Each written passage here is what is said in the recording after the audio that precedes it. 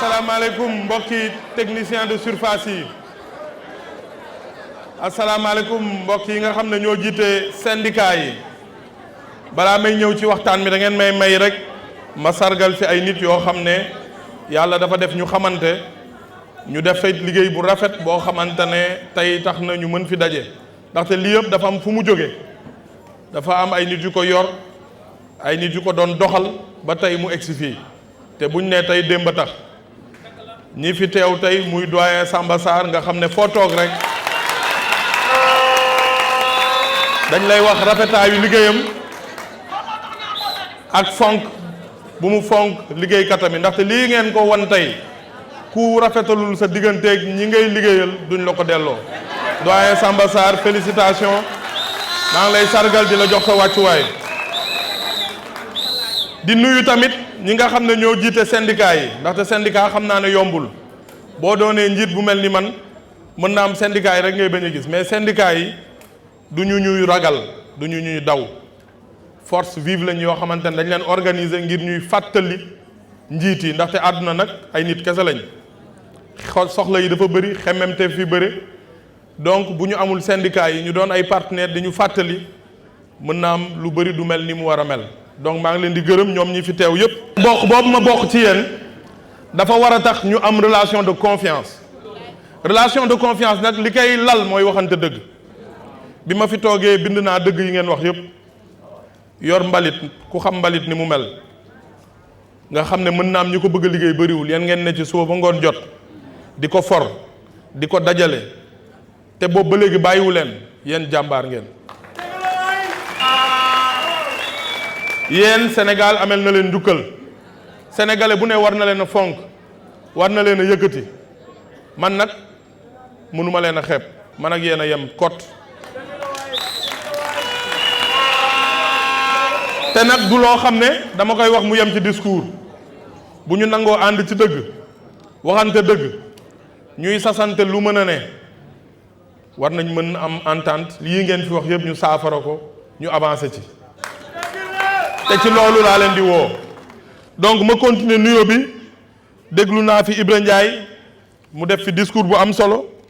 Naama Ndiaye it def na fi discours bu am solo ba summi mbubb bi sax ndax tàngoor waaye loolu yëpp ci bëgg mu baax la rek Oumar Ben Soxla wax na fi moom rek laa dégg nag mu wax fi sas bi nga xamante ne yéen it dañ leen ko war a sas ndaxte man bañu ma ku ma sas dañ maa dénk jox ma dooley nguur ma teewal fi président de la république mu dénk ma lu ko ñor dégg ngeen président 5 programmes sectoriels la defar waaye benn programme bi dafa ne zéro déchet nag ku ko wax technicien de surface yi la donc yéen président vous êtes au cœur de son programme 2019-2024 te boo jëlee juróomi programme yi gën a am solo nga jël benn bi dénk ko secteur u déchet jox ko ñi nga xamante ne ñooy technicien de surface yi ki ko wax xam nga ne jàpp na ne yéen am na lu war ci yéen man dinaa doon seen partenaire doon seen interprète ci état du Sénégal ma nuyu Madani Si sama xarit nuyu Ousseynou Diop moom it jël na fi kàddu gu am solo nuyu tamit Ndiaga Diawara mi nga xam ne jël na fi parole wax fi wax ju am solo su ma déggee li ngeen fi wax su ma ko dajalee bind bëri na lu ñu ma bindal waaye damay wax ak yéen ci xol ak ci dëgg su ma xoolee li ngeen fi wax lu ci bëri mbirum salaire la ñun ñi ministre yi sax boo ñu laajee ñu ne suñu salaire doyul waaye dëgg la yéen ñi nga xamante ne seen salaire mën na am fi mu féetee moo gën a néew war nañ am ci yéen xalaat te loolu président Macky Sall bi mu faloo ba léegi gis ngeen doxalinam parce que dafa doon koo xam ne dafa yërëm jigéen te dimbali njaboot du rek salaire bi nga koy jox li ci jiitu mooy salaire bu génnee fan nga ko jëmee ca kër ga lan moo lay teqatal mooy njëg yi gis ngeen 2012 ba léegi njëg yi li ci yëngu bëriwul new ma dara yëngul waaye li ci yëngu bëriwul gis ngeen ci wàllu wér-gu-yaram ñun ñëpp ñu yor njaboot xam nañ ne yenn saa yi feebaru gone wala feebaru mbokk dab la président créé CMU donc loolu ku amul yërmande doo ko def ci wàllu école gis ngeen ko xale yi nga xamante ne mënuñu leen a orienté ci université publique yi Macky Sall moo njëkk a créé 36 milliards di leen fayal ci université privée yi ak yeneen yoo xam ne mën nañ ko wax waaye du bés bi tey waaye dama leen wax ne ki wax loolu def ko ne moom il faut mu am inclusivité sociale kooku fàttewul dëkkuwaay yi ñi nga xam ne seen revenu moo gën a tuuti mooy borom salaire yi gën a tuuti kooku fàttewul it ñi nga xam ne seen salaire dafa tuuti. leneen li mooy wàllu kër wax naa ko léegi bu ñu nee 100 000 logements jarul sax laaj logement duñ ko maye logement kër gu ñu tabax waaye li nga xam ne moom la état def mooy yombalal leen ko. président ci programme am da ko bind dafa ne objectif am mooy defar ay kër yoo xamante ne 10 millions lay jar ba pare état bi dellu si subventionné waat ko ba mu gën a yées 10 millions yooyu. ba pare état bi fexe it nit ñi di ko fay ni SICAP ak HLM daan def muy location vente nga xam ne frais financier banque du ci dugg loolu mooy objectif am ba nga xam ne nit ki 30 000 50 000 weer bu dee wala lu ko yées bu koy fay ci fukki at dana mën a moom këram. te loolu man fekk maa ngi ministre du logement ministre de l'hygiène publique ministre de l'urbanisme xam leen ne kenn du leen ci njëkk a am.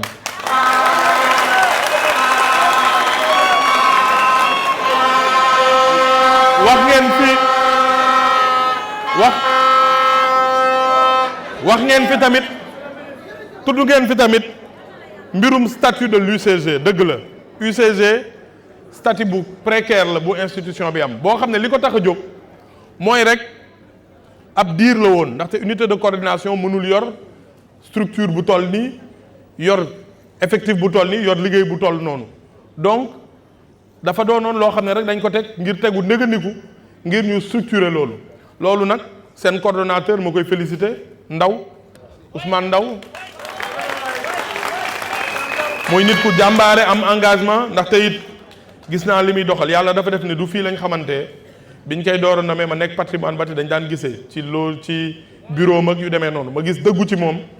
di ko ñaanal yàlla mu continuer di ko may succès biñ ma nommé ministre li ma njëkk a wax mooy monsieur le ministre problème yi bëri na statut yeeg personnel beeg permanent yeeg yooyu yëpp wax na ma ko waaye li ci jiitu mooy tey depuis 6 mois ñi ngi am marché boo xamante ne day defar relation juridique bu stable ak ñi nga xam ne ñoom ñooy concessionnaires yi te dafay tax tamit suñu xaalis ñu saxanal yàqanal ko ngir mën a jàppale ñi nga xam ne ñoo fi liggéey bi ma ko xëyee fa saasa laawoo ministre des finances Abdoulaye Daouda Diallo deful une semaine léegi concessionnaires yi am nañ contrat am nañ marché ci une semaine lañ ko lijjanti man ak moom. donc Ndaw maa ngi lay féliciter ci loolu ci taxawaay bi ak sa équipe ñoom Ousseynou Ka ñoom Diène ak ñeneen ñëpp donc loolu taxawaay la ndaxte mënoon na doon koo xam ne rek boo egsee da nga ko naan luy avancé mu ne la marché yi ana mu ne xaw ma ñu ngi koy toppatoo mais defar dossier yi teg ko fa nga xam ne boo ñëwee ni ko xale yi di waxee da ngay bës bouton mu jàll rek loolu lañ def. donc leneen li mooy statut bi dinañ ci taxaw donc ki defar marché yi ci une semaine bu ñu leen nee dinañ taxaw ci statut bi dinañ ci taxaw dinañ def li ci war proposer ko président de la république. leneen li mooy application convention collective yi dëgg la boo yoree liggéey bu métti liggéey boo xam ne dafa wuteeg yeneen liggéey yi dafa am convention collective boo xam ne ay dispositions spéciales la yoo xam ne day wuteeg code du travail wala bokk ci du noonu Ousseynou bu ko defee ñu mën a def loolu tamit dinañ ci def waaye nag mbirum salaire ak mbiru convention collective lu ñu war a waxtaanee la lu ñu war a waxtaanee la parce que état du Sénégal ay recette am mi ngi toll ci 1800 milliards 1800 milliards yi boo ko seetloo 900 wala 800 et quelques milliards yëpp ci salaire la jëm donc te salaire yi li koy jot ci sénégalais motuñu 150 000 donc loolu lay wan ne 1% des sénégalais ñi ngi dundee genn wàllu recette état du Sénégal loolu nag waxuma ne yéen waruñu leen yokkal seen salaire déedéet mën na am du yéen ay laal salaire bi gën a rëy maanaam du mais dañu war a seetaat loolu waxtaanee ko ba nga xam ne buñ koy def du ñu xoj état du Sénégal waaye buñ koy def it yéen di ngeen ci gis seen njëriñ. te loolu ay solution am na ci dinaa ci ñëw léegi donc loolu dinañ ci taxaw dégg naa ci précarité ñi fay liggéey loolu tamit dëgg la mënoo ne ci dara fukki at di am contrat wu prestataire te duñ la titulariser loolu it nañ ko ubbi ci ay waxtaan ndaxte li ma leen wax rek moo xam ci désencombrement moo xam ci hygiène publique moo xam ci urbanisme lenn la ñu Macky Sall yare déglu leen nit ñi am leen woyofu déglu nit ñi du caagit ne directeur général laa wala ministre laa rek que sama xalaat moo gën seen xalaat yéen ñii fi def fukki at ñaar fukki at fanweeri at ci liggéey bi li ngeen am weesu na doctorat ci liggéey bi donc war naa leen déglu leneen li mooy diisoo bu ma leen dégloo ba pare nag ngeen nangu tamit ñu wax boo leen ma nee fii ngeen bëgg mu egg ma ne leen waaw dëgg la waaye lii bu ñu ko defee dinañ yàq lii tey ñoo xalaat lii tey ñoo xalaat lii li ñu bëgg mooy mu baax ndaxte Sénégal bu baax mooy Sénégal bu baaxal sénégalais yi baaxal technicien de surface yi baaxal ñi nga xam ne ñoom ngeen di jël seen mbalit ak sénégalais yëpp donc pencoo diisoo mënta ñàkk ñetteel bi nag mooy jëf ñun dañ tàmm Sénégal di waxtaan rek jëmale déwén dañu war bu ñu waxtaanee diisoo ba ku ne gis sa bopp ci li ñuy wax ñu jëfe ko donc convention collective yooyu am naa yéene ñu waxtaan ci xool li nga xam ne moo ci mën a nekk dëppook jamono ñu ànd ci def ko bu ko defee ku ne gis ci sa njëriñ. dégg naa tamit ngeen tudd fi renforcement de capacité dëgg la jamono ji ni muy doxee mbalit du doole rek a koy def déedéet xam-xam da koy def tamit expérience da koy def man mii dinaa leen wax bu noppee ndaxte nag wax dëgg sas ngeen ma maa ngi dajale nar a yóbbul sama patron du dëgg man it dinaa leen sas ndaxte man mii nit sénégalais laa boo xam ne bés bu ne nit ñëw tonni mbalit sama buntu kër yenn saa yi ma am ci lu ma neex yenn saa yi ma am ci lu ma neexul it donc yéen ñii ma janool tey ni ngeen amee sañ-sañu wax ma seen i dëgg sas ma ngir ma défendre seen i mbir te bu ñu sasantee def la sëñ Fallou waxoon ànd boo gis ñaara ko téye ngeen wax ma lu mën a nekk ma nangu ko waaye it du ma nangu ku ma teg lu mënul te nekk donc bu ñu waxtaanee ba waxante dëgg foo leen ma woo ma wuy leen fa foo leen ma invité ma fekk leen fa combat boo leen am man ngeen di gis ma jiitu ci leneen li ci topp nag mooy wax ngeen ko salaire yi logement yi application convention statut UCG dinañ ci waxtaan ñii ne nañ agence a gën ñii ne nañ société nationale dinañ ci waxtaan ndaxte duñ def dara loo xam ne waxtaanuñu koy ak yéen ak renforcement de capacité seen liggéey kenn xeebu ko ndaxte li nga xamante ne bu bloqué ñaari fan Sénégal bloqué li nga xamante ne bu yàggee yàq deru Sénégal li nga xamante ne bu amee touriste dootu fi ñëwti loolu dañ koy fonk te président de la République jël na ci ay matuwaay boo gisee mu créé zéro déchet du tonni mbalit kese de setal réew mi la tonni mbalit valoriser mbalit donc looloo tax yéen bu ñu waxee UCG dafa war a changer statut moo tax ñu war ko xalaat ndaxte valorisation day andi revenu day andi recette donc loolu il faut ñu xalaat ban structure juridique moo gën ci loolu li ma bëgg nag mooy féliciter leen te wax leen ne dégg naa seen mbébét di ngeen am seen doom di ngeen am seen rakk boo xam ne seen wet lay nekk ñuy waxante dëgg ñu sasante ñu ànd liggéey coordonnateur dégg naa tamit li ngeen wax concessionnaire yi seen marché pare na seen contrat pare na coordonnateur il faut que tamit ñoom ñu respecter seen i engagement ndaxte UCG du foo xam ne rek boo ñëwee dompat xaalis yóbbu déedéet dafa doon këru liggéeyukaay boo xamante ne da ngay am loo warloo boo ko defee ñu jox la ñu nit li ñu warloo donc coordonnateur marché yi bu ñu ko approuvé ba ñu def ordre de service yi ba nit ñi war a liggéey na nga woo ñëpp waxtaan ak ñoom ci règle yu bees yi te ñu bañ a fàtte liggéeykat yi ndaxte loo am oto loo am benn tasseuse loo am pelle mécanique te amoo ñii doo dem fenn donc na nga am tamit li ñuy wax ay exigences sociales yoo xamante ne dañ koy warloog ñoom ndaxte tamit liggéey la boo xam ne nit a koy def te nit lu ñu war a fonk la. leneen li nga xam ne nag moom laa bëgg ñu waxtaanee mooy Sénégal réew mi nga xam ne moo ñu meññ ñun ñëpp réew mi nga xam ne moo ñu may kilifa diine yu baax yi ñu am muy sëñ Touba Alaaji Malick di Cheikh Ibrahim Niass Baye Niass di Seydina Limamou Laye ak kilifa yu baax yëpp yi fi ne réew mi nga xam ne moo am jàmm réew mi nga xam ne moom la péex mi neex climat bi baax ñu am stabilité politique fu ñu dem di ñu wër muy réewu teraanga président de la République am lu am solo loo xam ne daf ñu ko sas muy zéro déchet nag yéen a ci jiitu dama bëgg fu ñu taxaw ci zéro déchet ñu gis leen damaa bëgg ñu takk suñu ndigg ñun ñëpp ñu ànd xam ne setal Sénégal dafa jot dëgg la setal bi yéen rek mënu leen ko du takk sa ndigg rek wër di bale déedéet ñu ngi koy def ndaxte sénégalais yi dañu am pas-pas bi am yëg-yëg bi bëgg ko def mais dañu war a organiser wu ci quartier bu ne fi mu nekk nii li xewagum yëpp du état du Sénégal sénégalais yi ñooy génn am yëg-yëg bi bëgg koo def ñu leen ciy jàppale waaye leneen li nga xam ne moo am mooy concertation nationale yi nga xam ne moom la ñuy jiital balaa ñuy def conseil présidentiel ku ci ne joxe xalaatam président jël ci ay ndogal li war a doon sanction ñu def ko sanction yi dara doon moyen ñu def ko moyen waaye surtout li war a doon organisation à la base li nga xam ne dafa war a doon sensibilisation éducation ñu yar xale yi ba nga xam ne ñun li ñu dal ci suñu génération di dal suñu njaboot ñu def ko donc loolu yëpp maa ngi leen ciy woo ñu ànd ci moo xam taxawaay bi ci mbedd mi waaye taxawaay bi ci xalaat yi ku ci ne fa nga dëkk am nga ci xalaat gis nga ni muy doxee leneen li mooy mbalit mi tey ni muy doxee gis nañ organisation bi gis nañ tamit audit bu fi jaar da ngeen ma sas wax ma dëgg ma ne dinaa leen wax dëgg audit bi génnee na 261 personnes yoo xamante ne ñi ngi liggéeyuñu te ñu ngi leen di fay. dama bëgg ñu waxtaan ci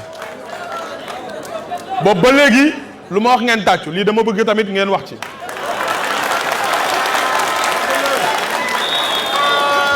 ndaxte tey déglu leen ma bu baax déglu leen ma bu baax déglu leen ma bu baax Oumar Ben Sokhna wax na ko sànq maa ngi koy sant wax ngeen wareefu état yéen it da ngeen war a wax seen wareef bu fekkee am na sénégalais yoo xam ne ñu ngi xëy suba ak ngoon di tonni ay mbalit di sonn ci naaj bi di bale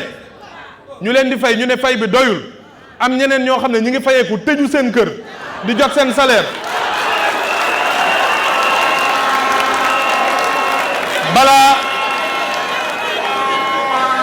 balaa may laaji état may ma tuuti rek balaa may laaji état mu yokkal ma damay lijjanti xaalis boobu yokkal ko ñiy liggéey te amuñu lu doy.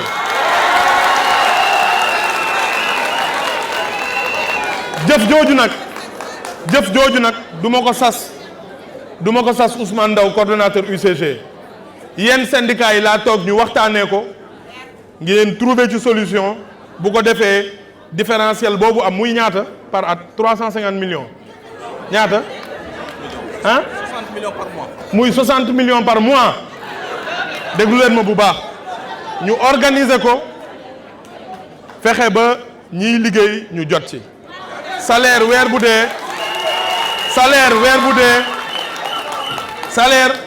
weer bu dee ñiy liggéey ñoo ko moom. léegi nag mën naa comprendre am na ay retraités yu fi ne yoo xam ne mën na am prise en charge amu ci wala yooyu loolu lu ñu mën a waxtaanee la lu ñu mën a discuter la échanger ci proposer ci ay mbir président Macky Sall ku ko xam ne nitu yërmande la